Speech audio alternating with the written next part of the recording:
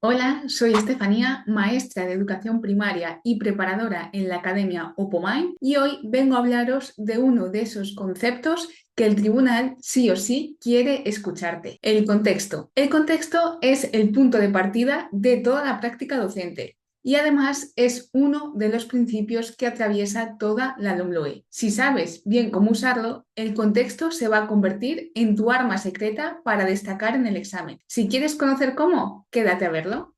La LOMLOE nos dice que el sistema educativo debe adaptarse a los cambios de la sociedad y a las características del alumnado. Esto significa que toda decisión pedagógica debe ajustarse desde el contexto. Y esto te afecta directamente en tres lugares: en la programación didáctica, en las unidades didácticas y situaciones de aprendizaje y, por supuesto, en los casos prácticos. Por ejemplo, si contextualizas en un colegio rural, no basta con describir el tipo de centro, tienes que demostrar que ese entorno influye directamente en tus decisiones. Por ello, utilizarás, por ejemplo, metodologías globalizadas que conecten con la vida cotidiana de este entorno, como pueden ser proyectos sobre el entorno natural o sobre la historia local. Puedes utilizar también los recursos del entorno, como los huertos, las rutas medioambientales o la colaboración con el ayuntamiento o con familias de agricultores. Y, por supuesto, la coordinación con otros CRAS, algo habitual en este tipo de centros. Si tu centro, por otro lado, se ubica en un entorno urbano con alta diversidad de cultura, tu enfoque aquí debe cambiar. En este caso, potencia metodologías cooperativas y los proyectos interculturales. Usa la literatura, la música, la gastronomía como puente entre culturas y justifica medidas de atención a la diversidad, tanto lingüísticas como sociales y educativas, siempre desde una mirada inclusiva. Esta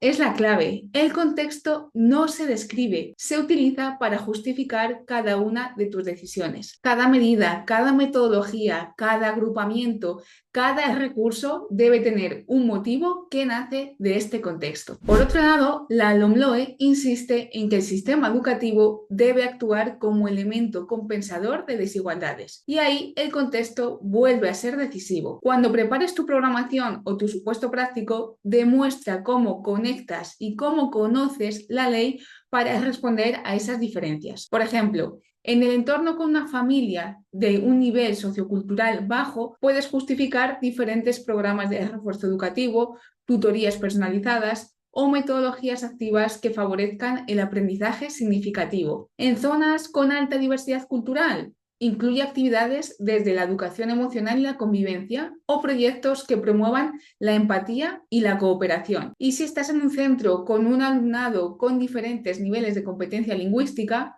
la aplicación del diseño universal para el aprendizaje, el uso de apoyos visuales, el uso de TIC o de agrupamientos flexibles deben ser tu base.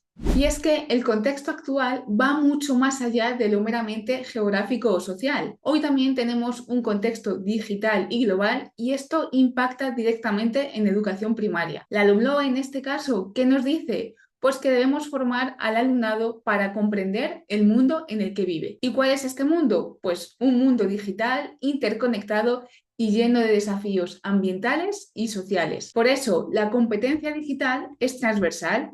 Debes mostrar en tu programación cómo integras la tecnología en distintas áreas, no como un añadido más, sino como una herramienta natural de aprendizaje. Por ejemplo, muestra cómo creas podcast, cómo usas diferentes aplicaciones para representar datos matemáticos o cómo elaboras proyectos colaborativos online con otros centros. No olvides tampoco la importancia de la educación en valores, que aparece en el currículum de educación primaria y que está directamente vinculada a este contexto global y sostenible. Proyectos de aula como campañas ecológicas, debates sobre consumo responsable o acciones de aprendizaje-servicio son perfectos para demostrarlo. Incluso en situaciones especiales como puede ser la pandemia o una emergencia climática, la ley nos exige que los centros cuenten con planes de contingencia para asegurar la educación y reducir esas brechas digitales. Esto también es contextualizar, es anticipar y es adaptarse a la realidad. En definitiva, el contexto no es un simple apartado, es la base de tu propuesta educativa. Así que en tu exposición o en tu supuesto práctico, no te limites solo a mencionar cómo es el contexto. úsalo para justificar todo lo demás. ¿Por qué eliges esa metodología? ¿Por qué planteas esa organización de aula? ¿Por qué eliges ese recurso o esa forma de evaluar? Todo debe de tener sentido desde el contexto. Y recuerda esta frase final que además puedes usar en tu defensa. Educar sin contexto es educar sin sentido, pero cuando el contexto guía nuestras decisiones, la escuela se convierte en un reflejo de la vida. Nos vemos en el siguiente vídeo.